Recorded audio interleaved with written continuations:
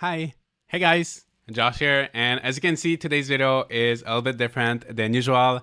This is my face reveal video. After being on YouTube for almost 3 years now, I wanted to really get out of my comfort zone and try something new before 2023. I'm really not used to being in front of a camera. I'm still trying to figure out what's a good lighting, the right camera angle, and all of those details, but I'm sure I'll get used to it. And I want to say thank you to everybody who's been supporting my channel so far, and the people that have been kind of pushing me to do this face reveal and encouraging me, because I don't know, it feels a little bit scary. I feel like I'm recording my first video. But with all of that being said, I'm gonna make myself a little bit smaller so we can focus on today's video topic. So as you know, I love farming games and I've played a lot of them in 2022. So what I wanted to do today is a tier list of all of the farming games of 2022. Hopefully this video will give you some good idea of maybe games that you should try next or games you should avoid, and let me know if there's anything you agree or disagree with in my list. And before we start, let me just go through the different tiers and tell you what they mean to me. So first we have the S tier. So for me, any game I will put in the S tier is one of my absolute favorites of the year.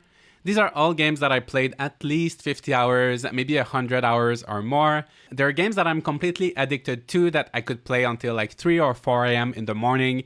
These are really the best games, addictive farming games that I would recommend to anyone. So yeah, that's the S tier.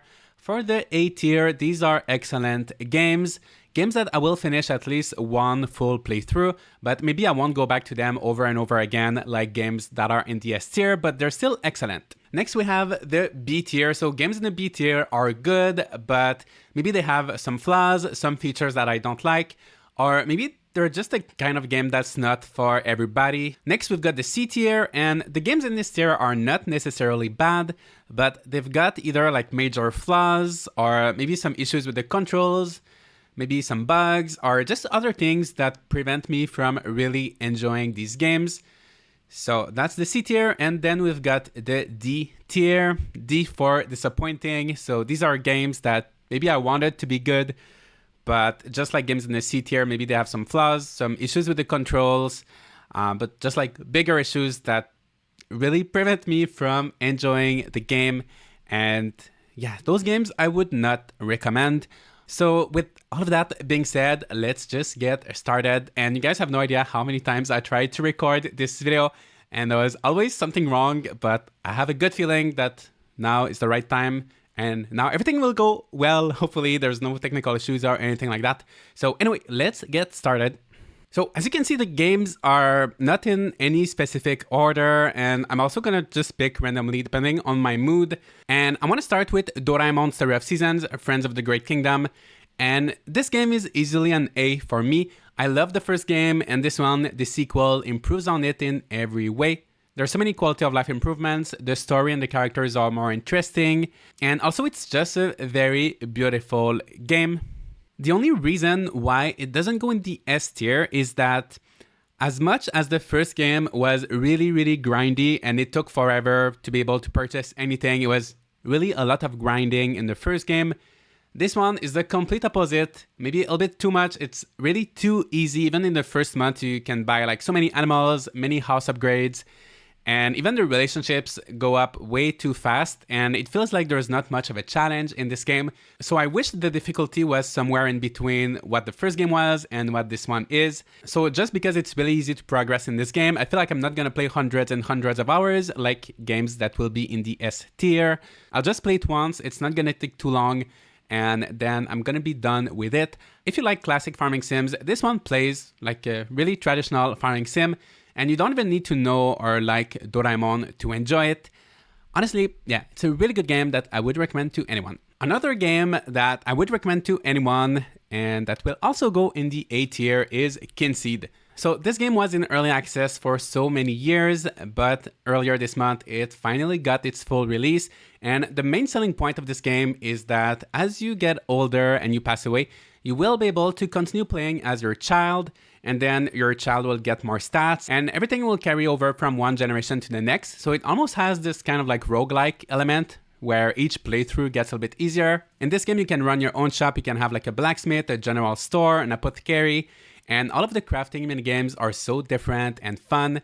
Honestly, the gameplay in this game is very addictive. I would say the only downside to this game is that the character interactions, like the dialogues, are not that interesting. All of the characters will pretty much say the same thing, which is a little bit disappointing since the main feature of this game is that you get married and you can play as your child. So unfortunately, it kind of ruins it a little bit because of the lack of interesting dialogues. But I think the rest of the gameplay really makes up for it, and I've really been enjoying this one. Next game I'd like to talk about is Brookhaven Grimoire, and this game was originally called just Brookhaven, but when you try to look it up online, all of the results would be related to Roblox, so I think that's why they changed the name, just so you would be able to actually search for this game. And I will say this game has so many great ideas. The story is quite a bit darker than the story you typically find in farming games. There's also like vampires and other creatures like that. And yeah, I think this game has really good ideas. Unfortunately, I stopped playing after a few hours because of the bugs and because of the very clunky controls. The whole experience felt just awkward and sluggish, clunky, which just ruined it for me, because for me, farming games are meant to be really relaxing and cozy, of course. So when the controls are bad, it just ruins it for me and I can't really keep playing, especially when there are so many farming games, as you can see.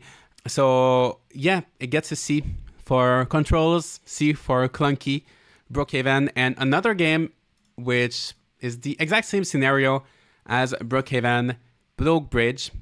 So this game released in early access like a month or two ago. And same thing, the controls are just a little bit clunky. And this game also doesn't have that many innovative ideas. I feel like it's not trying to do anything new, as opposed to Brookhaven, who had like the vampires and all of that. So Bloke Bridge, because of the controls, I couldn't really enjoy it, but it does look very cute. The art style of Bloke Bridge gets some points for that. But yeah, so that's another C for clunky. So now let's cheer up the mood a little bit with our first S tier game, Dincom. This game was developed by one person, and I'm not afraid to say that it is a masterpiece. It's still in early access, but it feels fully fleshed out already. It doesn't feel like anything's missing. There's not that many bugs that I encountered. It's really a fun experience. And in this game, so pretty much it has an Australian theme, and you're on this island that's procedurally generated. And what I like the most about this game is that it's really like a big sandbox experience. You can place your house anywhere you want on the island, and then other villagers will move in. You can also put their shops wherever you want. You can terraform, you can decorate, customize everything. I think if you like Animal Crossing New Horizons or even Minecraft or other things like that where you can just do so many different things and spend a lot of time decorating, I think you will enjoy Dincom. This is definitely a game that I can start playing, and I just want to play 1 or 2 days, and I end up playing for hours and hours and hours, and then it's 4 a.m. and I have to go to sleep, and I just want to keep playing again and again. It's a very addictive game, and there was a holiday update that released not long ago. So if you want to check out some Christmas-themed content, you should check it out. I have not checked out that update yet, actually, so I should do that before the end of the year. But anyway, Dincom, definitely, I would say maybe my favorite game of the year. And on the opposite end of the spectrum, we've got Life in Willowdale, Farm Adventures. I posted a video on that game. You can just watch the few first minutes of this video and you will understand why it goes in D. Definitely disappointing. You can tell that not much care or love was put into this game. The graphics, the music, the story, the gameplay, nothing about this game is good. Plus, this game is $40, if I'm not wrong, which almost feels like a scam. If this game was $5, I would maybe just let it pass. And okay, it's not a good game, but at least it's just $5. But paying $40 for this, honestly, yeah, I can say I felt kind of scammed. It's definitely not worth that amount of money. They just didn't try with this game, and I don't feel bad saying that it's in the D tier. However, one game that I do feel bad for putting in the D tier is Hokko Life, because this is a game that I really wanted to like. I first played it in early access a few years ago, and this year the full release came out. And so when I played the early access, The controls were not really good, the game was crashing, there were lots of bugs, so I decided to wait and just give it a second chance with the full release. Unfortunately, things didn't get too much better, and I feel bad, I don't want to be too harsh because I know this game is being developed by just one person, but the main gimmick of this game is that you can build your own furniture from scratch. I don't know if you're familiar with My Sims, but this is very similar to that. But since the controls are not good, it's just so difficult to build things. And also there's a few things that just don't make too much sense to me. For example, to build your own things, of course, you'll need lots of materials and resources, which can be difficult to find. But on the other hand, you can go to a town and download furniture from other players completely for free. So it just doesn't make sense that it's really hard to make your own stuff, but you can download beautiful things created by other players for free. So in terms of like game design, these little things kind of ruined it a little bit for me. Also, the different villagers were not that interesting. They looked a little bit creepy. Yeah, so this game was really disappointing for me, and I was so hyped for it. I was really, really excited for this game. I know some people are still enjoying it. What I would recommend doing is if there's a demo out there, maybe you should try the demo before you purchase this game and read a lot of reviews, because I know some people like it, so maybe it's controversial that I put it in the D tier, I don't know. But that's just my opinion personally. This goes in the D tier. The next game is gonna be our first one to go in the B tier, and this is Re Legend. So this is a game that has been in early access for so long, but it's finally out. And honestly, I quite enjoyed my time with this game. I know a lot of people had bugs and like technical issues with it. For me, I will say the experience has been pretty smooth, pretty good. And this game is kind of a mix between farming sim and Pokemon. So you can tame these different monsters and they can evolve. And I found that part of the game pretty interesting. But, and maybe it's just because it's been a while since I last played, but I feel like I don't remember much of this game. So I guess it's just not that memorable. I don't know. I don't have any like amazing point to say about this game. I don't have any terrible points to say about this game. So it's just very average. I would say it looks very cute. I really like the graphics of this game. It looks cute, but yeah, it's just kind of forgettable, unfortunately. So it's not bad, but it's just kind of like in the middle. So that's why I place it in the middle. And another game that is very similar to Re Legend is Ova Magica. This is also a mix between Pokemon and farming sim. So you get these little blobs, and these little blobs can help you on your farm. You can also do some battles with them. I really like the combat mechanic in this game. It's similar to Pokemon, but there's a little bit more strategy. There's like an action bar, and you have to time your actions correctly.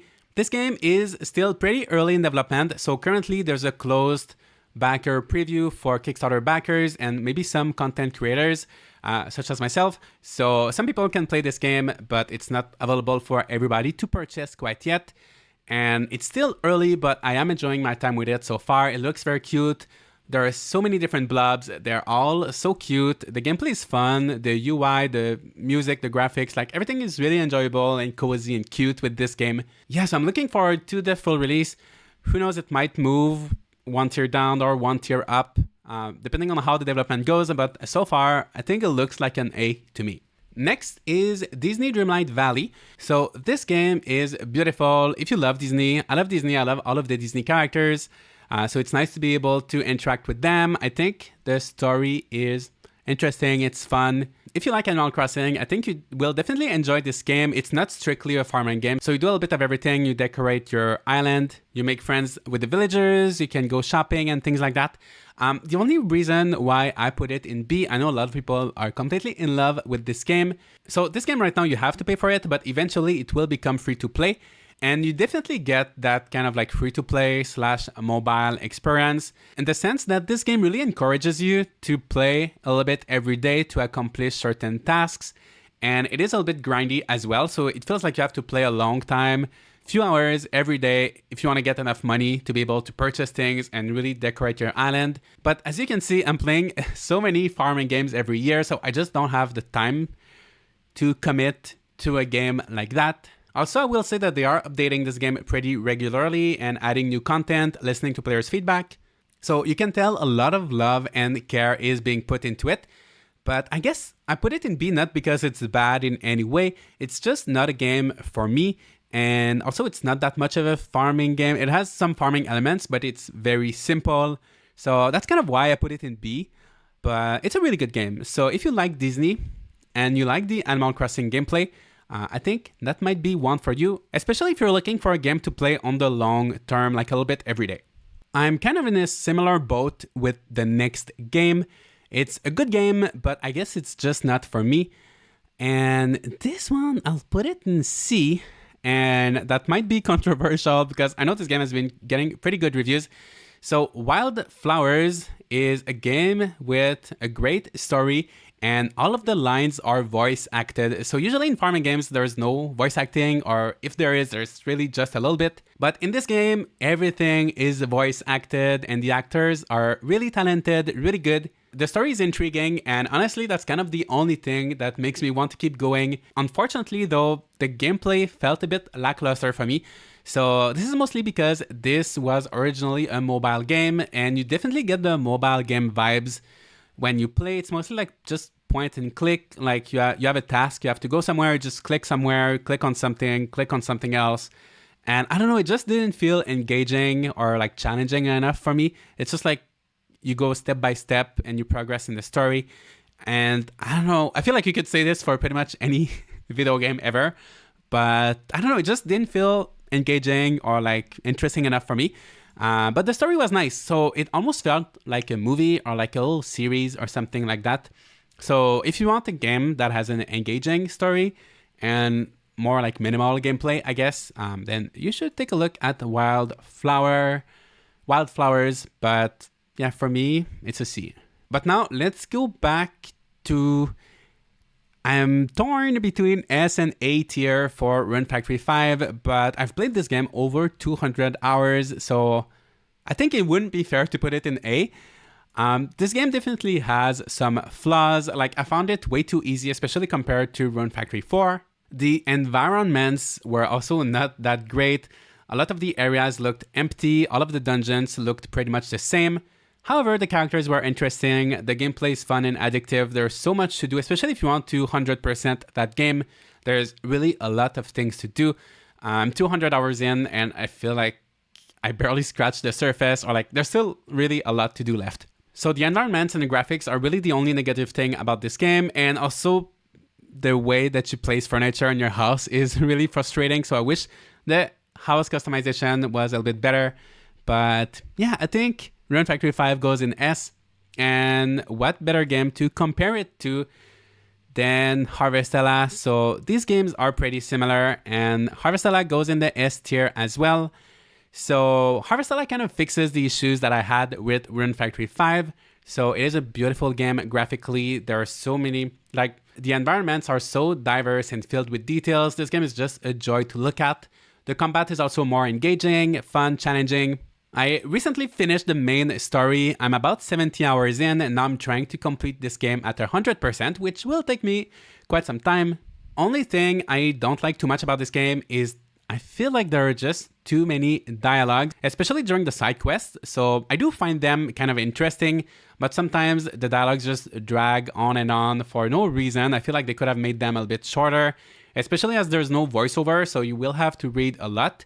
So that's really my only issue with this game, and I hope it gets a sequel and maybe they can improve on those things. Also, there was not much character customization, but the combat was fun. This game is beautiful, and I don't know, I really enjoyed it. So yeah, that's one of my favorite games of this year, and really a nice surprise from Square Enix. Next game is Ooblets. I'm gonna put it in a B tier. This might be kind of controversial as well. I know the reviews were pretty good for this game. It does look extremely cute. It's a very quirky game. So all of the dialogues, all the characters are kind of funny, quirky, very cute. Also, the combat system is interesting. You have these little ooblets and these cards. So it's a card-based battle system. But I feel like there was a big missed opportunity with the battle system and this game as a whole. So the battles are actually dance battles. So your ooblets will do dance battles, and also as you play you will unlock different music instruments and things like that. So this game has a big music theme, but there's nothing music related in terms of gameplay. So I was hoping the battles would be like a rhythm minigame, or that there would be some kind of rhythm minigame somewhere in Ooblets. But yeah, I just find it kind of weird how there's so much things related to music in this game, but there's nothing about the gameplay that is related to music. I don't know if that makes any sense. But yeah, that was a little bit of a missed opportunity. It doesn't ruin the game in any way, just a missed opportunity. And also, I don't know why, but after 10 to 15 hours, I just kind of dropped this game. It didn't get me hooked as much as the other games in this list. Yeah, that's it for Ooblets. It's in B. Let's pick something different. Let's talk about Worthlife. So this game is also going to go in B. And you know what? I'm kind of tempted to put it in A. I really enjoyed that game. So it is very cute. It is a very simple, and it is also pretty cheap. So it's definitely a smaller scale game. And it was produced by Yasuhiro Wada, who was the producer of the first Harvest Moon games. But it's not your typical farming game, so there is a little bit of farming. The farming is extremely simple, but the rest of the game, you will go around these different towns. You'll be fighting monsters, so it's mostly like action platformer mixed with RPG, mixed with farming sim a little bit. Yeah, it's very simple. You can beat the whole game in like 10 hours or so. There are different endings, so if you want to play more, you can as well. But I would say if you're looking for an experience that really simple and short, because most games on this list will take like maybe 20, 30, 40 hours, maybe even more to complete. So if you want something quick in between two bigger farming games, I think Worthlife is worth it. I know not everybody likes it, but I really enjoyed it. And I have a video review of this game if you want to check it out. So next, we've got about 5 games left on our list, and I want to talk about Veil of Dust.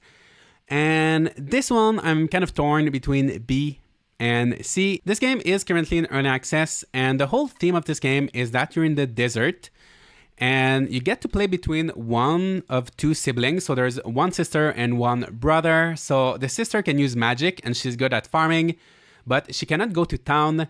The brother, on the other hand, he doesn't have any magical abilities, but he can go to town, so he can buy things at shops and things like that. So depending on who you pick, the gameplay will be very different. But also a big part of this game is making sure the 2 siblings survive. So you have to make sure you have enough food, enough sleep, you don't get too exhausted, and resources are really scarce. So it's almost more like a survival game, and you have to really manage your resources and strategize, plan your day properly. There are different difficulty settings, but it's definitely one of the most difficult games on this list, I would say. And I know this game has been receiving a lot of updates, and I need to get back to it. So there's more and more content that is being added. But the only thing that kind of draws me back from this game are the graphics. So it has a very hand-drawn art style to it. And it does look good, but it's maybe just not for everybody. It's definitely not my favorite art style. It's also very gray, very brown. Of course, the name of the game is A Veil of Dust, so you can expect a lot of dust, a lot of like brown, and the story is a little bit darker as well, but it is an intriguing story. You know what? I think I'll put it in B. I think I'll put it in B because it has a lot of interesting ideas. Yeah, it's just the graphics that are like, just take a look at some screenshots before you buy it. But you can tell a lot of care was put into this game, and also was made by a small team of 2 developers.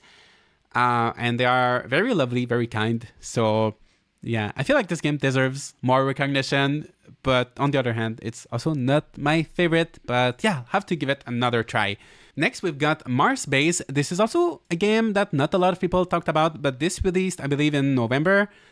So in this game, you're on Mars, and this is a game that I thought was going to be kind of similar to Veil of Dust in the sense that farming on Mars should be difficult. Finding food, water, everything should be difficult on Mars. And you do have to do things like building solar panels and like water tanks and things like that. But once you've got like a greenhouse, farming is just as in any other farming game. So it is very simple. And I feel like you can beat this game in 10 hours or so.